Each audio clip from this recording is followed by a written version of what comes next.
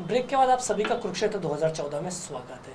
अब हमारे साथ बात करने के लिए बडनेरा विधानसभा क्षेत्र के प्रत्याशी नितिन भाऊ मोहड़े जो बहुजन विकास आघाड़ी पर लड़ रहे हैं, अब उनसे बात करते हैं कि उनकी क्या क्या करेंगे वो, उनकी किस तरीके प्रचार चलेगा। नितिन जी, आपका बहुत बहुत स्वागत है। सबसे पहले बताइए कि बडनेरा विधानसभा क्षेत्र से आप लड़ रहे हैं, आप अपने आप को रेस में कहाँ पाते हैं और क्या आपका विकास का एजेंडा है बडनेरा के लिए? सबसे पहली बात तो मेरा जो होटल, मेरा जो फैक्ट्री, मेरा जो रहने का है, इतना ही नहीं तो मेरा जो गांव है आसरा, वो ये कॉन्स्टिट्यूंसी में आता है बडनेरा में। और मैं 1.5 महीने से घूम रहा हूँ। मैं कट्टर विदर्भवादी हूँ, क्योंकि आप देखो, एक एग्जांपल मैं आपके सामने देता हूँ कि पूरे 11 ज़िले में विदर्भ के सिर्फ 4 कैबिनेट मिनिस्टर दिए हैं, सिर्फ 4। उनके डिपार्टमेंट आप देखो, पोर्टफोलियो देखो तो कुक्कुट पालन, संजय गांधी निराधार, ऐसे ही फालतू खाते। होम डिपार्टमेंट, अर्थ खाते, फॉरेस्ट, एनर्जी, सिंचन, ये ग्राम विकास, नगर विकास, ये सब, इवन अर्थ खाते, वो सब बाहर हो पश्चिम महाराष्ट्र। देखिए एग्जाम्पल दिखा, अमरावती से जो आधा जिला है सांगली, उसको 3 कैबिनेट है, इम्पोर्टेंट कैबिनेट। होम मिनिस्ट्री है उधर, ग्राम विकास है, वन मंत्री है, वन हमारे पास है, वन मंत्री वहाँ है। अहमदनगर जैसा 3 जिले में 3 कैबिनेट है, और पूरे 11 जिले में 4।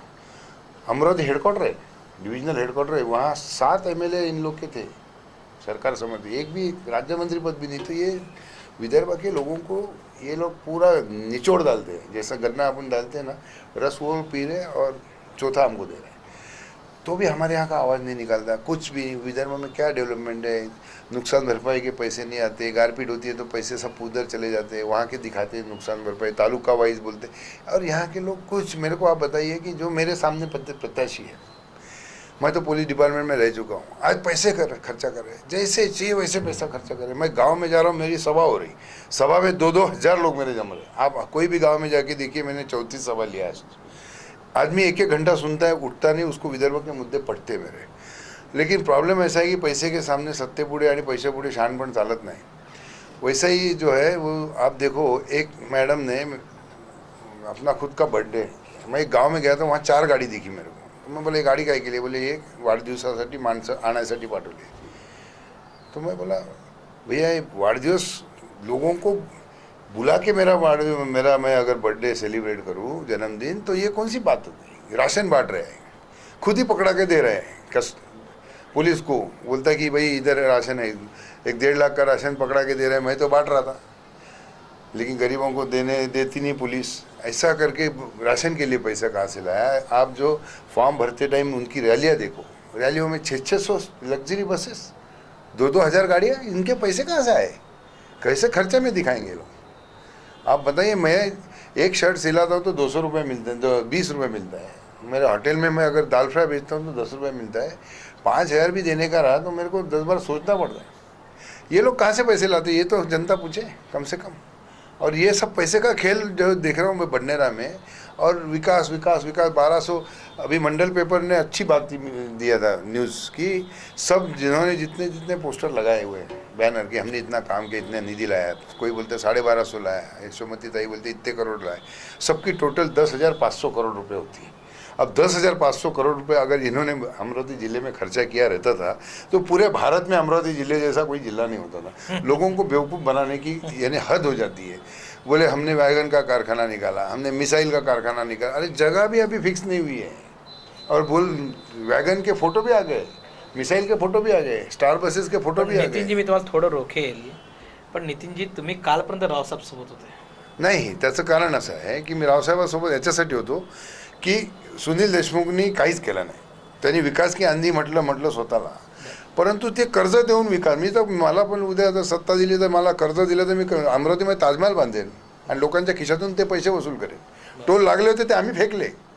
आणि मी रावसाहेबांच्या सोबत असंच होतो की ह्याने खोटा प्रचार करून काहीच केलं नाही. 10 वर्ष आमदार राहून, पालकमंत्री राहून आम्ही काय केलं सांगा? 2-1 ब्रिज आणला आणि ते रस्ते, तर ते सगळ्याच जिल्ह्यामध्ये रस्ते झालेले आहेत. त्याचं काय केलं? गरीब वस्तीमध्ये उद्योग आणला का? एक तरी 10 लोकांना नोकरी लावलं का? तर म्हटलं ह्या वसुधात आपल्या प्रतिभाताईचा मुलगा आहे, हा काहीतरी करेल प्रतिभाताईंचं हे घेऊन.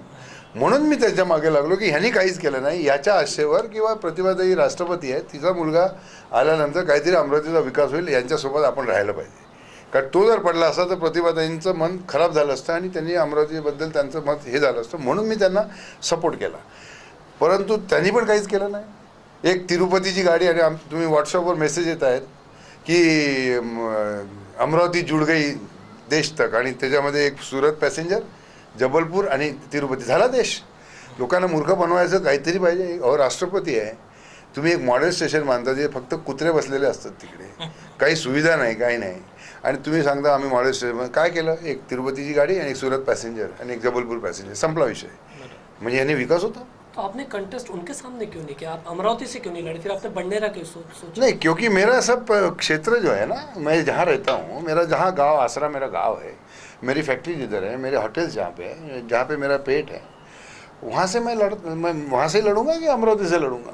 पर अमरावती का ओवरऑल अमरावती जिले का विकास में आपका आरोप, आप पृथक विदर्भवादी है, भाजपा हमेशा विदर्भ के पक्षधर रही है. क्या आपने भाजपा, आपको नहीं लगता भाजपा को ऐसा होना चाहिए कि भाजपा जीतती है तो शायद पृथक विदर्भ हो जाए? नहीं, हम लोग अभी हम तो होपफुल है उसमें कि नितिन जी गडकरी और फडणवीस जो बोल रहे हैं, लेकिन मैं भाषण में बोलता था जब तक इनकी युति टूटी नहीं कि दूल्हे का मुंह उधर, वो बोलता है विदर्भ अलग चाहिए, और दुल्हन बोलती है विदर्भ अलग नहीं चाहिए, शिवसेना बोलती है. और दोनों फिर शादी क्यों कर रहे भाई, युति क्यों कर रहे हैं? तो लेकिन अभी स्प्लिट हुआ है तो कुछ, क्योंकि ये शिवसेना तो इतनी ढच्चर पाए है विदर्भ के लिए, इन्होंने कुछ भी नहीं किया. देखिए आप मराठी का नाम लेते हैं, खासदार कौन से भेजे मेंबर ऑफ पार्लियामेंट में?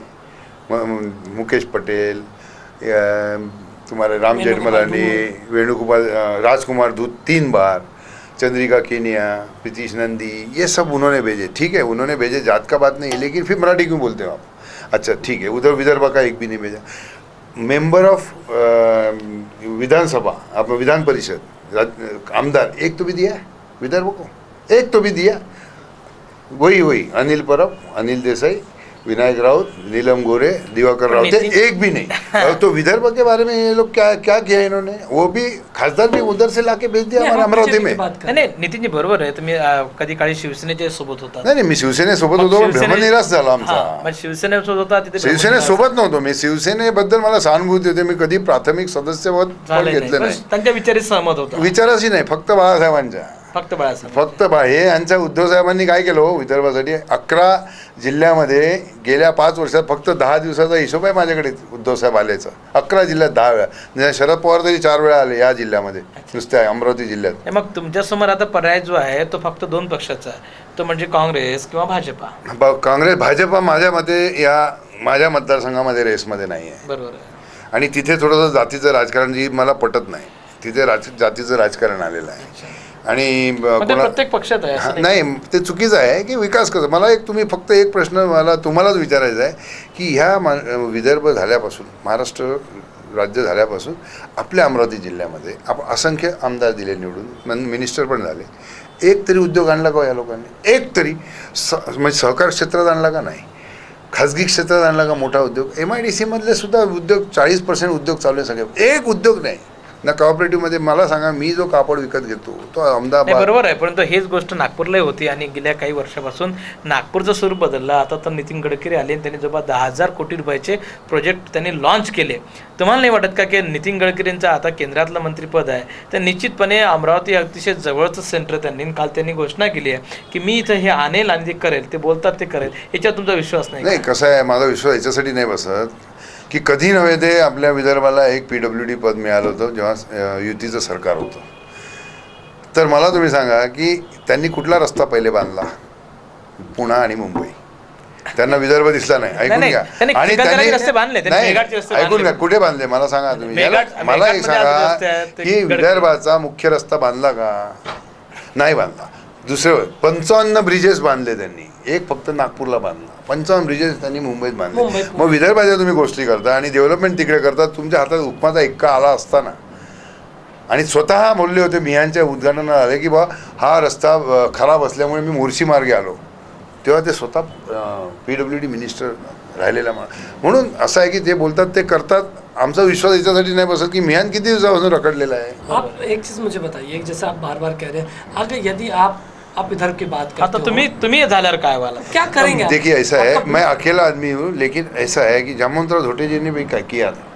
आंदोलन उन्होंने उनको इंदिरा गांधी जी ने मिसलीड किया और वो कांग्रेस में चले गए। इसके लिए विदर्भ का उस टाइम में जो जोर पकड़ा हुआ था वो अभी थोड़ा विदर्भ का जोर पकड़ा हुआ है। समझो मैं लोगों के आशीर्वाद से अगर एक आमदार भी बन गया जो अकेला विदर्भ के लिए झगड़ने वाला, अगर मेरी बीजेपी ने साथ दिया तो कोई प्रॉब्लम ही नहीं। लेकिन मेरे को आज जो ये लोग कुछ भी नहीं कर रहे विदर्भ के लिए, उनके लिए वहाँ झगड़ा करने वाला एक स्टडीड, क्योंकि मैं पुलिस ऑफिसर रह चुका हूँ, अच्छा झगड़ा कर सकता हूँ, लॉ मालूम है, इसके लिए मैं अच्छा झगड़ा करता हूँ। विदर्भ के पूरे मुद्दे मुझे मालूम है, जैसे कि बिजली हमारे पास है, सीमेंट हमारे पास है, हमारे पास में लोखंड है, सब हमारे पास, फॉरेस्ट हमारे पास है।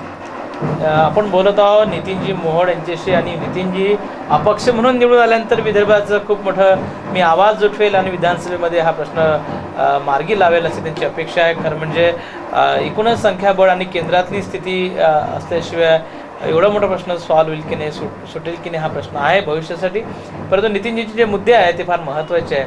आपण त्यांच्याशी चर्चा चालू ठेवूया, एका छोट्याशा ब्रेकमध्ये पुन्हा भेटूया।